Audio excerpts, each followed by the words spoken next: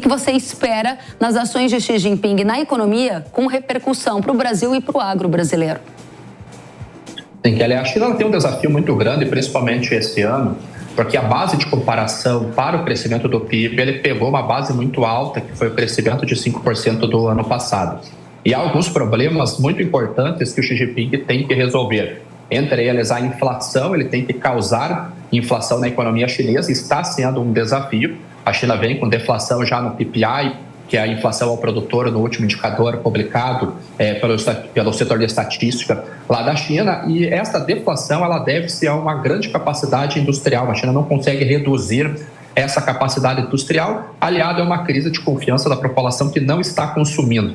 A população está aumentando a sua poupança e está consumindo pouco. E nós podemos ver esse reflexo no setor imobiliário chinês. Para o agronegócio, ele acaba sendo importante porque a China, como o maior comprador de produtos aqui do Brasil, é uma questão de financeira da própria China. Ainda mais quando nós olhamos que esses desafios, já que há uma crise de confiança do consumidor, a China precisaria exportar esse excedente industrial para países compradores como Estados Unidos e Europa. Mas com a provável vitória de Donald Trump, o Joe Biden mesmo já ainda na presidência colocou taxas novas, a Europa está colocando taxas novas, as exportações chinesas para o Ocidente acabam ficando mais complicadas. Então esse é um cenário favorável ao Brasil, que pode ser ancorado aí nessa meta de crescimento chinês, mas de uma vertente um pouquinho diferente, de um canal um pouco diferente do planejado inicialmente. Vem aí uma intensificação da guerra comercial dos Estados Unidos em relação à China, com qual efeito colateral para o Brasil? No primeiro mandato do Donald Trump, assim que a China assinou um acordo com os Estados Unidos, que foi conhecido a implantação da primeira fase do acordo, a China ela reduziu as tarifas, por exemplo, da importação de soja, que nos Estados Unidos eram de 25%, e igualou a tarifa brasileira de 10%.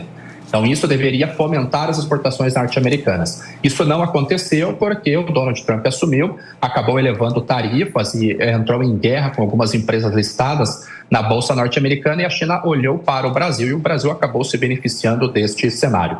Mas esse foi o primeiro mandato de Donald Trump. Agora nós vimos o Joe Biden colocando algumas tarifas, inclusive de veículos elétricos, que é um dos grandes produtos que a China tem enviado ao exterior, uma tarifa que chegará a 100% até o fim deste ano. E na última semana foi noticiado que o Trump poderia elevar em até 60% as tarifas de produtos chineses. Numa entrevista, o Trump disse que não falou isso, que é de 50%, que particularmente eu acho que não resolve grande coisa. Numa medida de proteger a economia americana. Isso causa uma provável retaliação da China. E nós vemos isso acontecendo agora porque as exportações de soja norte-americanas para a próxima temporada 24 e 25 estão a 1/3 do que foi no ano passado. São as vendas mais baixas dos últimos 23 anos. Enquanto isso, o Brasil segue exportando um grande volume. As exportações nossas de soja, que deveriam ser menores, já estão no mesmo ritmo do ano passado. Nós não temos toda esta soja. E outro detalhe que é muito bom de nós vermos é as exportações de algodão também cresceram muito esse ano. O Brasil se tornou o maior exportador de algodão e o nosso comprador é a China.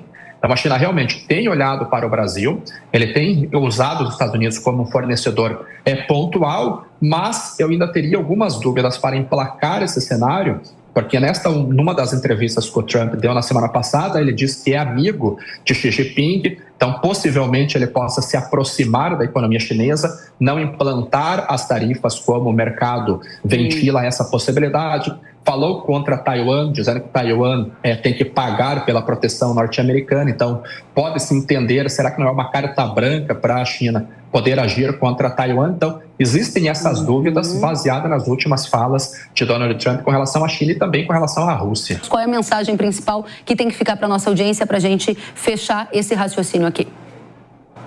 O Xi Jinping ele está trabalhando realmente olhando o futuro da China, tanto que já há alguns anos, agora ele só reforçou essa visão que eles têm que reduzir a dependência do mercado internacional. Então, para o Brasil, nós temos que ficar de olho, não já imediatamente, mas para os próximos anos isso deverá trazer algum impacto, porque já há 3, 4 anos que o país anuncia que vai elevar a produção de alimentos. Nós já vimos eles liberando sementes geneticamente modificadas de milho, já há um bom volume sendo produzido nesse sentido. Na última semana, eles anunciaram medidas para recuperar terrenos urbanos degradados com excesso de sal, com tecnologia que já está sendo testada para aumentar essa produção agrícola no país, já que eles têm uma área agriculturável muito pequena, em torno de 11% do território. Então, para o Brasil, nós teremos no curtíssimo prazo um cenário muito vantajoso, com possível aumento das exportações, como nós vimos a de milho, com o protocolo fitossanitário assinado em 2022, recorde de exportação de soja,